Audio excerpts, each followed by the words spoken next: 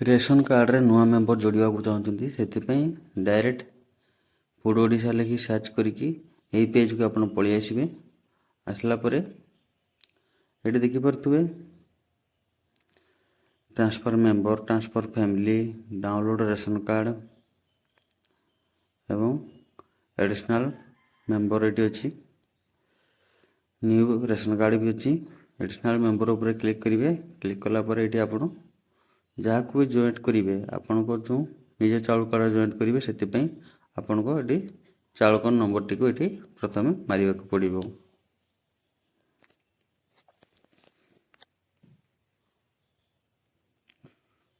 आपण मानक खाली सर्टकट देखा दूसरी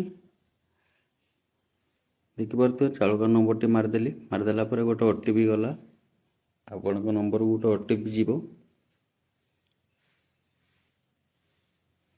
ओटीपी टी ये देदेवा देलापर गेट रिपोर्ट उपर क्लिक करवा। आपणकर ना जो चाउल कार्ड जहाँ ना अच्छी आपंकर डिटेल्स ये बाहरी आसला।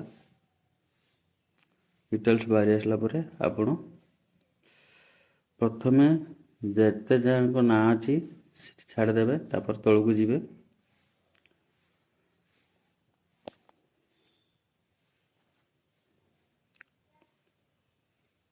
तौक गलापर खाली बॉक्स आपको मिल से बॉक्स उपर छोटिया बॉक्स उपर क्लिक करेंगे। क्लिक कलापर ये प्रथमे जहाँ ना जोड़े ता नाम टी ये लिखे। से आपंकर पुओ होता कि झी होता कि अलग लोक हो जातु आप रिश्तेदार कौन हम से मेल कि फीमेल देवे तार डेट ऑफ बर्थ टी ये मारे।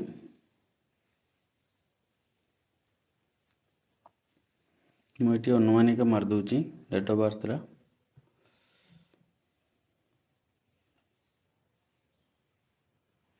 तापरे सी आपणकर रिश्तेदार कौन हम संपर्क रे कौन हम ता पकेबे। पकेला टिके स्क्रॉल करेंगे तले अच्छी जो स्क्रॉल कलापर ये तार वोटर कार्ड नंबर टी देवे। यदि वोटर कार्ड नंबर ना जी छोट पिला ताको छाड़देवे सेमती करने पड़ोनी। देखते यूपीआईसी नंबर तापर ये आधार नंबर टी देवे। आधार नंबर निहाती रही दरकार। आधार नंबर ना हेनी तापर को जी तापर ये बापा नाटा लिखे जहाँ बापा ना जहाँ थी बापा ना लिखे। तापर यदि विवाहित होते स्पर्श ना लिखे ना बॉक्स टी आप छाड़ी दे पारती। तापर आसवे अपडेट उपर क्लिक करेंगे। आपण नंबर गोटे ओटीपी जीव। ओटीपी गलापर आप ओटीपी टी सबमिट करेंगे आपण सक्सेसफुल हो देखिए। किसी दिन गलापर आपणकर एड हो जाइए। जदि आप नुआ रेशन कार्ड अप्लाई करेंगे तो फिर मूल पेज पलि आसवे। आप अप्लाई न्यू रेशन कार्ड उपर क्लिक करेंगे। मुझे नुआ रेशन कार्ड जो अप्लाई करेंगे आपको प्रोसेस कहीदे से जो आपणकर होनी कहते हम प्रथमे आप जहाँ ना अप्लाई करेंगे तार कौन चाउल कार्ड नथिबा दरकार। जदि तार विवाहित स्त्री थे कौन जगार नाम थी अलग फैमिली ताले नाम टी काटा पड़ो। किसी दिन काटिदेला जापर हम तापर आप पलि आसिक आप डिटेल्स भरी नहीं जिवे।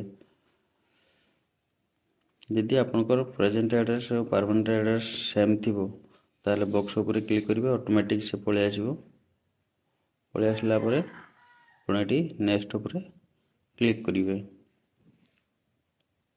क्लिक कलापर आपंकर चाउल कार्ड टी जो प्रकार थी जो प्रकार अप्लाई करेंगे ताकि देवे।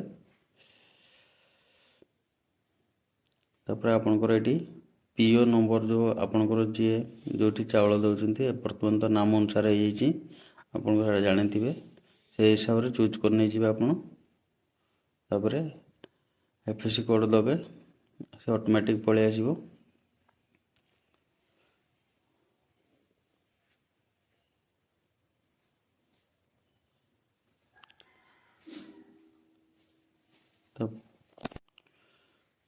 ଯାହା ଅଛି ସେମ୍ ଦେବେ। ତାପରେ 1 କେଜି ରାଇସ୍ ବା ଆପଣ 4 କେଜି ରାଇସ୍ କରିକି ଆପଣ ଆପ୍ଲାଏ କରିପାରନ୍ତି। ତାପରେ ନେକ୍ସଟ ଉପରେ କ୍ଲିକ୍ କରିବେ।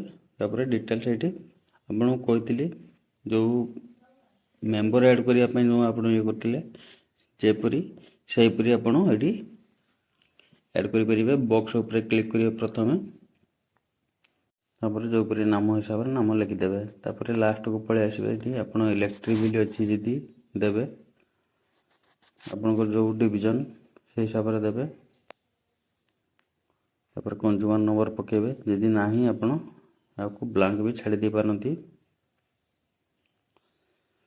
ତାପରେ ଆପଣ ଗ୍ୟାସ୍ ଯାହା ଅଛି ପୁରା ଡିଟେଲ୍ସ ଆପଣ ଦେଇଦେବେ। ଏଠି ଯାହା ଅଛି ଆପଣ ରେସିଡେଣ୍ଟ ଆଡ୍ରେସ୍, ଆଧାର କାର୍ଡ଼ କିମ୍ବା ଏଠି ମୋବାଇଲ ନମ୍ବର, এটা ଫର୍ମାଲିଟି ଆପଣ ଦେଖିକି ଦେଇଦେବେ।